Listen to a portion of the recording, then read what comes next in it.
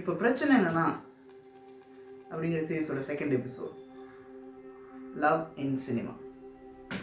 So லவ்வை பற்றின ஒரு புரிதல் நிறைய பேருக்கு இருக்கான்னு சொல்ல முடியாது. லவ்னா என்னன்னே தெரியாமல் நம்ம எல்லாருமே லவ் பண்ணியிருப்போம், லைஃப்பில் லவ் பண்ணுறோன்னு சொல்லியிருப்போம். அது ஆனால் சினிமா தான் வந்து ஒரு மிகப்பெரிய இன்ஃப்ளூயன்ஸ் இந்த லவ்ங்கிற விஷயத்தில். ஸோ மற்ற எந்த ஜேர்னர் எடுத்துக்கிட்டாலும் சினிமாவில் வந்து பார்ப்போம், என்ஜாய் பண்ணுவோம், அவ்வளோதான். ஆனால் லவ்னு ஒரு ஜேர்னர் மட்டும் நம்ம ரியாலிட்டியோட பொருத்தி பார்த்துக்கிட்டே இருப்போம் எப்போவுமே.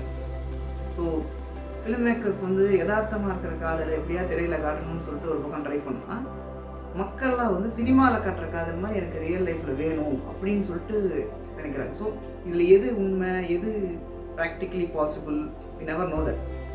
Love is something that we always talk about, debate, criticize, and we never understand. But we always fall in love. எந்த டவுட்டுமே இல்லாமல் இது லவ் தான் சொல்லிட்டு நம்ம இறங்குவோம். ஸோ அது எப்படி? ஸோ ஃபிலிம்ஸில் வந்து லவ்வை எப்படி ஹேண்டில் பண்ணியிருக்காங்க, லவ்வை பற்றி யார் ரொம்ப தெளிவாக பேசியிருக்காங்க, யார் வந்து லவ்வை வந்து தவறான விஷயமா, ஒரு தவறான சைடில் இது இப்படி கிடையாது, ரொம்ப டாக்ஸிக்கான சில விஷயங்கள் எப்படி படத்தில் சொல்கிறாங்க, இதெல்லாம் தாண்டி கடைசியில் நான் எப்படி லவ்வை புரிஞ்சுக்கிட்டேன். ஸோ ஃபிலிம்ஸ் வச்சு லவ்வை புரிஞ்சிக்க முடியும். நம்ம முடிஞ்ச அளவுக்கு நம்ம சொல்ல, ஒரு லவ் பற்றி ஒரு படம் எடுக்க போகிறோம் அப்படின்னா நம்ம என்னென்ன மாதிரி விஷயங்கள் பண்ணணும், எதெல்லாம் பண்ணக்கூடாதுங்கிறது தான் மொத்தமாக இந்த வீடியோவை. So let's begin to the first segment. என்னென்னா, how filmmakers handle love and how they project their views on this topic அப்படிங்கிற மாதிரியான ஒரு விஷயம் பார்க்க போகிறோம். ஸோ லவ்ங்கிறது ஒரு செல்லிங் ஜேர்னர், முன்னாடியே சொன்ன மாதிரி. அது வந்து நிறைய பேர் இப்போ வரைக்குமே, like last year, previous year, இங்கே நிறைய லவ் ஃபிலிம்ஸ் வந்து வந்துக்கிட்டே இருக்கும். So people are not so like லவ்வாக வருது யாரும் கம்ப்ளைண்ட் பண்ணல. Always there is a market for love films. So இந்த லவ்வை வந்து தெளிவாக ஹேண்டில் பண்ண ஃபிலிம் மேக்கர்ஸ்னு என்னை பொறுத்த வரைக்கும் கேட்டிங்கன்னா, first GVM and Selvaraghavan and Maniratnam, இவங்களோட ஃபிலிம்ஸில் தான் வந்து லவ்ங்கிற விஷயத்த வந்து அது ஒரு ஐடியாலஜியாக, அது வந்து இப்படி தான் இருக்கணும், இப்படிலாம் அதில் பிரச்சனை இருக்குது, அது இப்படி தான் ஹேண்டில் பண்ணணுங்கிற விஷயத்த வந்து ரொம்ப அதிகமாக ஃபோக்கஸ் பண்ணி காட்டுவாங்க. ஸோ மணிரத்னம் எடுத்துக்கிட்டிங்கன்னா அவரோட love trilogy, so love and marriage ட்ரிலஜின்னு சொல்லலாம். மௌனராக, மலைப்பாயுது, ஓகே கண்மணி. ஸோ அந்த 3 படங்களில் எப்படி இருக்கும், இப்போது கல்யாணத்துக்கு அப்புறம் காதல் எப்படி வரும், ஸோ ஒரு ஹஸ்பண்ட் அண்ட் ஒய்ஃப்குள்ள லவ் எப்படி இருக்குன்றதை வந்து டிஃபைன் பண்ணி அது அந்த கேரக்டர்ஸ்க்கு இம்பார்ட்டன்ஸ் கொடுத்து, so how to handle the girl, அந்த அவங்களோட எப்படி மைண்ட் செட் எப்படி இருக்கும், இதை பற்றிலாம் வந்து தெளிவாக பேசியிருப்பாங்க அந்த படத்தில். அடுத்து அலைப்பாயுதை எடுத்துக்கிட்டிங்கன்னா, லவ் ஃபஸ்ட்டு நல்லாயிருக்கும், அப்புறம் கல்யாணத்துக்கு அப்புறம் பிரச்சனை வரும், கல்யாணத்துக்கு அப்புறமா எப்படி we could be stay in love அப்படிங்கிறத அந்த படத்தில் காட்டியிருப்பாங்க. ஓகே கண்மணியில் கல்யாணத்து மேலே நம்பிக்கையே இல்லாத 2 பேர் கடைசியில் எப்படி கல்யாணம் பண்ணிக்கிறாங்கன்றது தான் கதை. So every thing is like அதில் ஒரு ஃபோக்கஸ்டாக பார்த்தீங்கன்னா அந்தந்த ஜென்ரேஷனுக்கு அது ஒரு பார்ட் பிரேக்கிங் ஃபிலிமாக இருக்கும். மௌனராகம் வந்து பொண்ணு வந்து இப்படி பேசலாமா ஹஸ்பண்டுக்கிட்ட, இப்படிலாம் சொல்லலாமா, இதை பற்றிலாம் டிஸ்கஸ் பண்ணலாமான்ற மாதிரி இருக்கும். அலைப்பாயுதம் பார்த்தப்போ அந்த டைமில் நிறையா அந்த படத்துக்கு கிளாஷ் தான் இருக்கும். என்ன இப்படிலாம் காட்டுறாங்க, மக்கள்லாம் கெட்டு போயிட மாட்டாங்களா, ஓடி போய் கல்யாணம் பண்ணிக்கிறாங்க அப்படிங்கிற மாதிரி விஷயம். ஓகே கண்மணி இப்போ வரைக்குமே நிறைய பேர் லிவிங் டுகெதர் மேலே ஒரு கிரிட்டிசிசம் இருக்குது, அதை புரிஞ்சிக்க மாட்டேங்கிறாங்க. அதை எப்படி புரிய வைக்கிறது, அதை அவங்கள தான் புரிஞ்சுக்கணும். ஸோ அதை பற்றியும் பேசுவோம். தென் செல்வராகவன் பொறுத்த வரைக்கும் பார்த்தீங்கன்னா, அவர் படங்களில் வந்து மோஸ்ட்லி மென் ஃபோக்கஸ்டாக தான் அவரோட படங்கள் அதிகமாக இருக்கும். ஒரு ஆண் வந்து எவ்வளோ பாதிக்கப்படுறான், ஒரு காதலில் வந்து ஆண் பாதிக்கப்படுறவனாகவும் அவனை காப்பாற்றுற ஒரு பெண் வந்து ஒரு தேவதை மாதிரி காட்டுவார். எல்லா படங்களும் அப்படி தான் இருக்கும். காதல் கொண்டேன், 7G, மயக்கம் என்ன.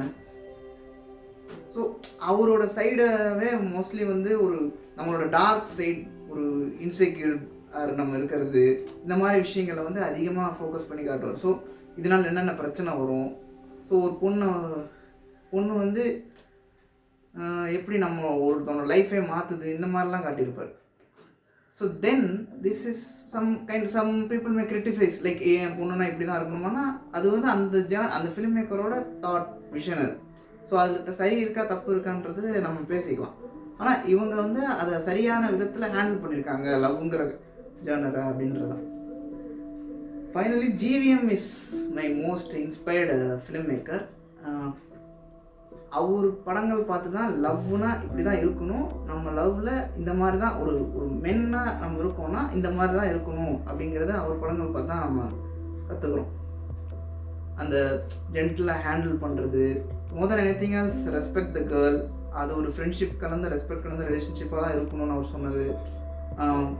ஒரு பொண்ணு ஒரு ஸ்டெப் எடுத்து வச்சா தான் பசங்க 3 ஸ்டெப் எடுத்து வைக்க முடியும். இந்த மாதிரி ஒரு கன்சர்ன் பற்றி ஒருத்தரை டிக்னிஃபைடாக எப்படி பார்க்கலாம், இதை பற்றிலாம் வந்து அதிகமாக சொன்னதுனால நம்ம ஓரளவுக்கு நம்ம ஜென்ரேஷன் இந்த படங்கள் பார்க்கும்போது நமக்கு ஓரளவுக்கு ஓகே, இது ஒரு டீசெண்டாக இந்த லவ்ங்கிற ரிலேஷன்ஷிப்பை ஹேண்டில் பண்ணுற ஒரு தன்மை நமக்குள்ளே வந்துருக்கும். ஸோ நம்மளால் வந்து ஒரு ஈஸியாக லவ்வை புரிஞ்சிக்க முடியும். ஸோ இந்த மாதிரி ஃபிலிம் மேக்கர்ஸ் வந்து முடிஞ்ச அளவுக்கு அவங்களோட ஒரு மணி இந்த லவ்வை வச்சு காசு மட்டும் சம்பாதிக்காமல் இதை வச்சு இது தங்களோட கருத்துக்களையும் இது இப்படி ஒரு சேஞ்ச் வேணும் சொசைட்டியில் அப்படின்னு நினச்சி அந்த ஜேனர் பண்ணவங்க இவங்க 3 பேர் தான். மற்றபடி நிறைய எல்லா ஃபிலிம் மேக்கர்ஸும் அவங்க இன்டர்பிரிட்டேஷன் இருக்கும், அதை பற்றியும் பேசுவோம். ஸோ அடுத்த செக்மெண்ட் கொடுப்போம், இன் லவ் ஹவு அப்படிங்கிறத பற்றி நம்ம இப்போ பார்ப்போம். இப்போ வந்து லவ்வை வந்து எப்படி அணுகணும், அது எப்படிலாம் அடுத்தடுத்த ஸ்டேஜுக்கு கொண்டு போகணுங்கிறத நம்ம முக்கால்வாசி பேர் வந்து சினிமாவை பார்த்து தான் கற்றுக்குறோம். இந்த படத்தில் ஒரு மாதிரி பண்ணணும் மச்சான், இந்த மாதிரி ரோட் ட்ரிப் போகணுண்டா, இந்த மாதிரி இது பண்ணணுண்டா, அது பண்ணணும் நம்ம யோசிப்போம். ஸோ இது கரெக்டு தானா? சினிமாவில் வரதை பார்த்து நம்ம இன்ஃப்ளூயன்ஸ் ஆகுறது கரெக்டாக? ஏன்னா எல்லா ஃபிலிம்ஸுமே கரெக்டான கருத்துக்களை சொல்லுவாங்க சொல்ல முடியாது. ஆனால் ஒரு மெச்சூர்டாக இருக்கிற ஆடியன்ஸ் பரவாயில்ல. ஒரு சின்ன பையன் வந்து இந்த படத்தை பார்த்துட்டு ஓகே இதான் லவ்னு சொல்லிட்டு அவன் எதாவது பிஹேவ் பண்ணான்னா யார் பொறுப்பு?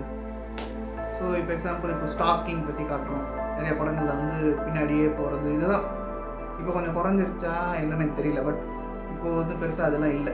இப்போ என்ன பண்ணுறாங்க, டேரெக்டாக அதை ஸ்கிப் பண்ணிட்டு டேரெக்டாக லவ் 2 பேர் சேர்ந்துட்டாங்கன்றதுலேருந்து கதை ஆரம்பிச்சிடுறாங்க.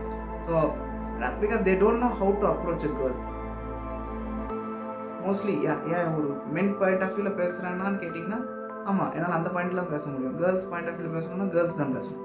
ஸோ என்னை பொறுத்த வரைக்கும் ஒரு பொண்ணை பார்க்குறோம், அழகாக இருக்காங்க அப்படின்னா நம்ம ஸ்டாக் தான் பண்ணுவோம். அதுதான் வந்து நமக்கு இத்தனை வருஷமாக மைண்டில் ஏற்றி வச்சுருக்காங்க. பின்னாடியே போகணும், ஃபாலோ பண்ணணும், மெனி ஃபிலிம்ஸ்.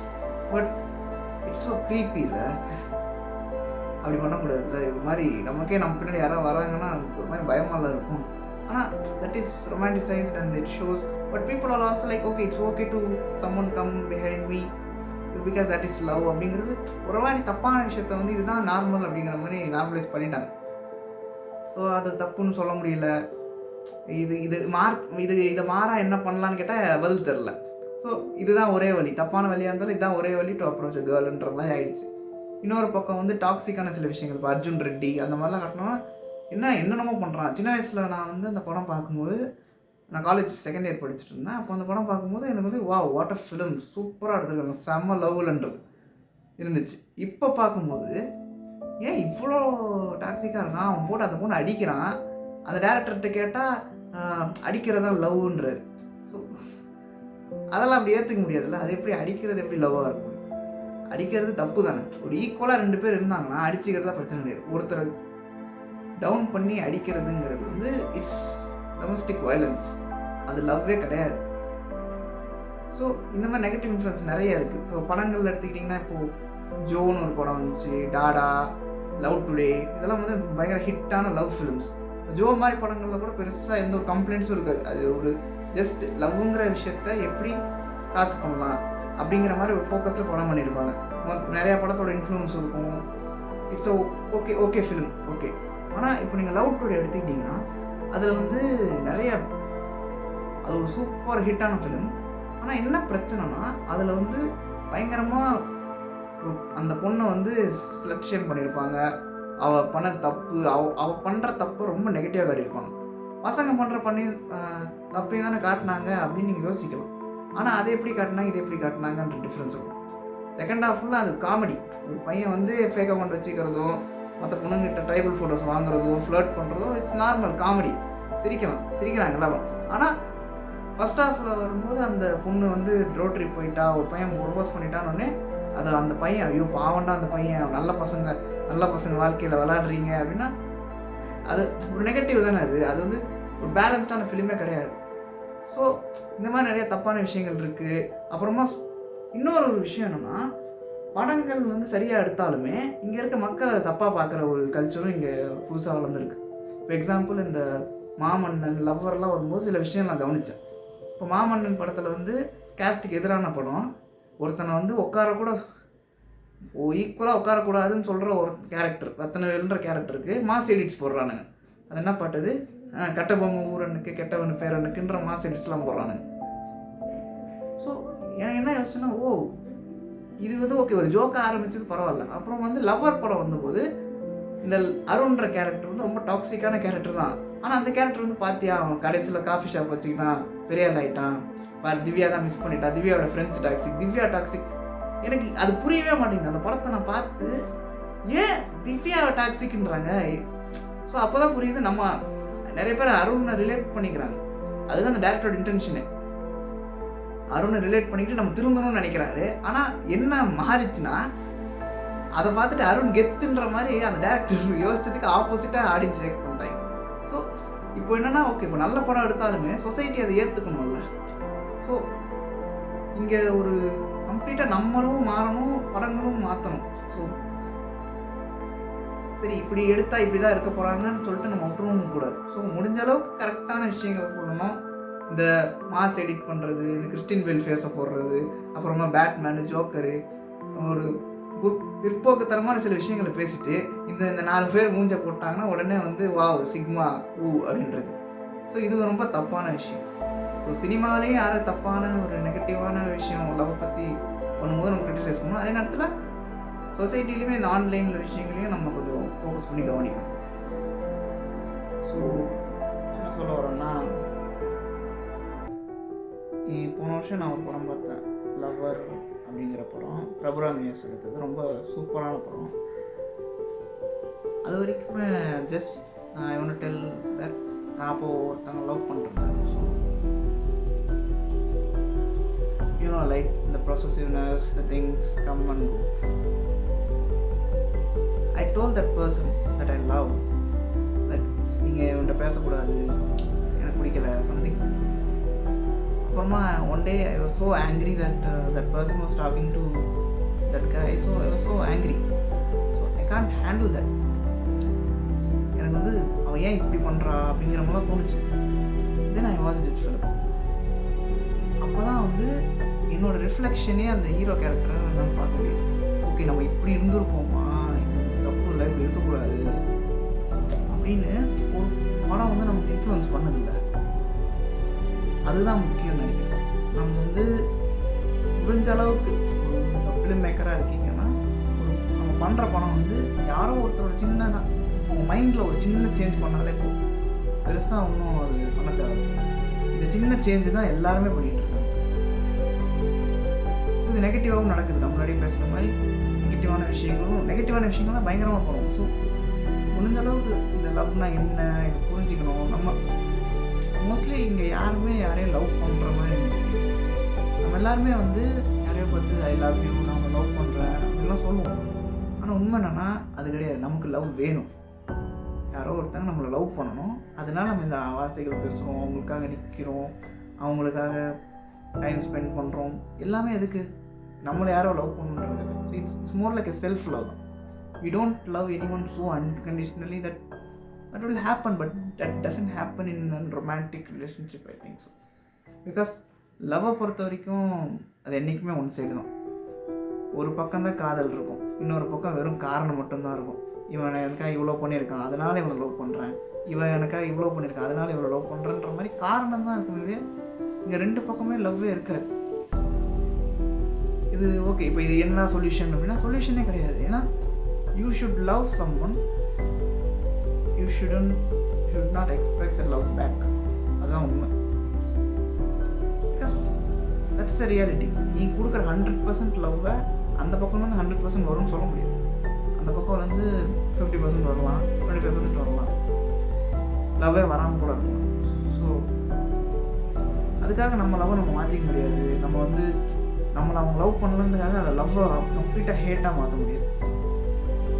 அதனால் if you love someone, love them. Doesn't love, அவங்க அவனை லவ் பண்ணலைன்னா ஓகே விட்டுரு, அவ்வளோதான், ஒன்றும் பண்ண முடியாது. நிறைய பேர் வந்து லவ் பண்ணலன்னா பின்னாடியே போகிறது, அதை போய் டார்ச்சர் பண்ணுறது, மெசேஜ் பண்ணுறது, என்னமோ பண்ணுறது.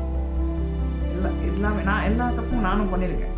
ஏன்னா வந்து நம்ம இதே சொசைட்டியில் தான் வாழ்கிறோம். எல்லா தப்பும் பண்ணி தான் ஓகே இது தப்புன்னு புரிஞ்சிக்கிறதுக்கு நம்ம தப்பு பண்ணி தான் வரணும். ஆனால் நம்ம தப்பு பண்ணும்போது யாரையோ ஹர்ட் பண்ணிடுவோம்ல, அது பின்னாடி நம்ம ரொம்ப ரெகுலேட் பண்ணுவோம்.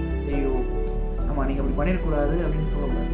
அதனால் இதுதான் அப்படின்னு சொல்லிட்டோன்னா நாளைக்கு யாருமே அப்படி பண்ண மாட்டீங்க. அதுதான் எல்லா ஃபிலிம் மேக்கர்ஸும் ட்ரை பண்ணுறாங்க.